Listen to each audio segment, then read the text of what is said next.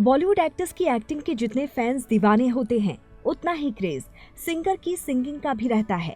मोहम्मद रफी से लेकर लता मंगेशकर और आशा भोसले तक, सोनू निगम से लेकर शान यानी कि शांतनु मुखर्जी तक के गानों के लाखों लोग दीवाने हैं। टीवी पर आने वाले सिंगिंग रियलिटी शो से हर साल बॉलीवुड को नए सिंगिंग सुपरस्टार्स भी मिलते हैं।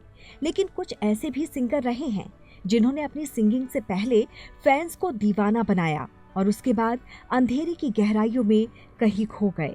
एक ऐसी ही सिंगर थी अनुराधा पौडवाल, जिनकी जिंदगी की एक छोटी सी गलती ने उन्हें बॉलीवुड इंडस्ट्री से गायब कर दिया। एक समय था जब अनुराधा पौडवाल के लिए इंडस्ट्री के लोग ही उन्हें कहने लगे थे कि वो दूसरी लता मंगेशकर बनने जा रही हैं। लेकिन फिर कुछ ऐसा हुआ जिसने उनकी जिंदगी ही बदल दी। आज हम आपको बताएंगे कि अनुराधा पौडवाल का कैसे तेजी से बढ़ता करियर अचानक से नीचे गिर गया।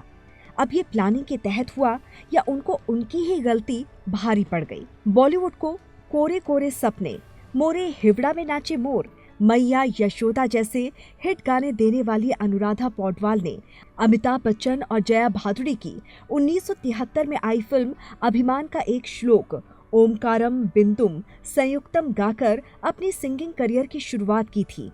69 साल की अनुराधा को ज्यादातर लोग भजन और भक्ति गायिका के तौर पर जानते हैं, लेकिन उनकी लव लाइफ के बारे में बहुत कम लोग जानते होंगे। अनुराधा की शादी साल 1969 में अरुण पौडवाल से हुई थी। अरुण पौडवाल एस.डी. बर्मन के असिस्टेंट और एक म्यूजिक कंपोजर थे। शादी के बाद दोनों 2 बच्चों आदित्य पौडवाल और कविता पौडवाल के माता पिता बने। शादी के बाद दोनों खुशहाल जिंदगी जी रहे थे, लेकिन साल 1991 में एक दिन अचानक एक हादसे में अरुण पौडवाल दुनिया को अलविदा कह गए। इसके बाद दोनों बच्चों की जिम्मेदारी अनुराधा पर आ गई और उन्होंने अकेले ही उनका पालन पोषण किया।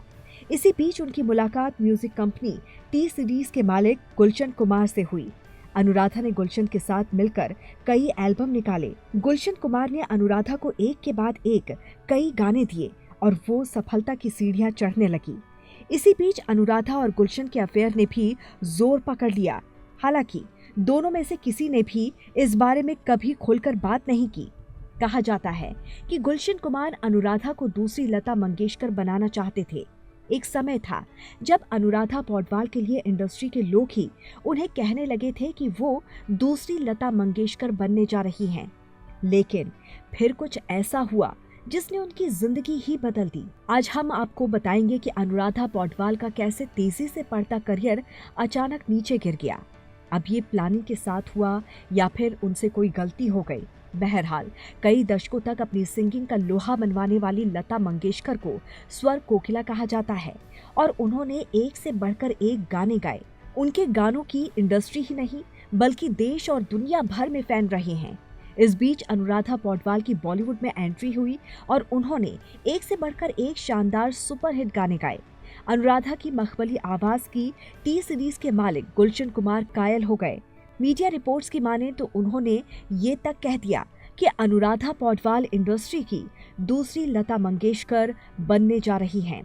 अनुराधा पौडवाल की आवाज सुनकर म्यूजिक कंपोजर ने तो यहाँ तक कह दिया कि अब लता मंगेशकर का समय खत्म होने वाला है, क्योंकि अनुराधा उन्हें रिप्लेस करने जा रही हैं। उस दौर में शानदार सिंगिंग के लिए हर तरफ अनुराधा पौडवाल के बारे में ही बातें हो रही थी। ये वो दौर था जब अनुराधा पौडवाल अपनी स्वर कोकिला लता मंगेशकर और उनकी बहन आशा भोसले को सिंगिंग में टक्कर दे रही थी। आलम ये था कि अनुराधा को इंडस्ट्री में लता से भी ज्यादा माइलेज मिलने लगा। अनुराधा टी सीरीज के साथ एक से बढ़कर एक हिट गाने गा रही थी और म्यूजिक एल्बम भी बना रही थी। एक दिन अनुराधा ने ये दावा किया कि उन्होंने एक दिन में लता से ज्यादा गाने गाए हैं। उन्होंने कुछ विवादित बयान भी दिए और लता और आशा पर बॉलीवुड सिंगिंग में मोनोपोली तक का आरोप लगा दिया। हालांकि उनका ये अंदाज बॉलीवुड के म्यूजिक डायरेक्टर्स को कतई पसंद नहीं आया। म्यूजिक डायरेक्टर्स आशा और लता को नाराज नहीं करना चाहते थे, इसीलिए उन्होंने अनुराधा को तवज्जो देना कम कर दिया। यहाँ तक कि दीवार इतनी बढ़ गई कि अनुराधा के कुछ गानों को लता मंगेशकर से डब करा लिया गया। मीडिया रिपोर्ट्स की माने तो इंडस्ट्री के ही कुछ लोगों का कहना था कि ये अनुराधा को साइडलाइन करने की एक प्लानिंग थी। विवाद तक तो ठीक था, लेकिन उसके बाद अनुराधा ने एक ऐसा फैसला लिया जिससे उनका सिंगिंग करियर ही खत्म हो गया। अनुराधा अपने करियर के पीक पर थी और एक से बढ़कर एक हिट सॉन्ग्स दे रही थी। तभी उन्होंने एक ऐसा फैसला लिया जो उन पर भारी पड़ गया। अनुराधा ने टी सीरीज के साथ करार किया और घोषणा कर दी कि वो अब सिर्फ टी सीरीज के लिए ही गाने गाएंगी। हालांकि इसके बाद ये तक चर्चा शुरू हो गई कि अनुराधा का गुलशन कुमार के साथ अफेयर चल रहा है। हालांकि दोनों इन खबरों को नकारते ही रहे। फिर अनुराधा का करियर सिर्फ टी सीरीज तक सिमट कर रह गया और धीरे धीरे उनका करियर अंधेरे की ओर चला गया।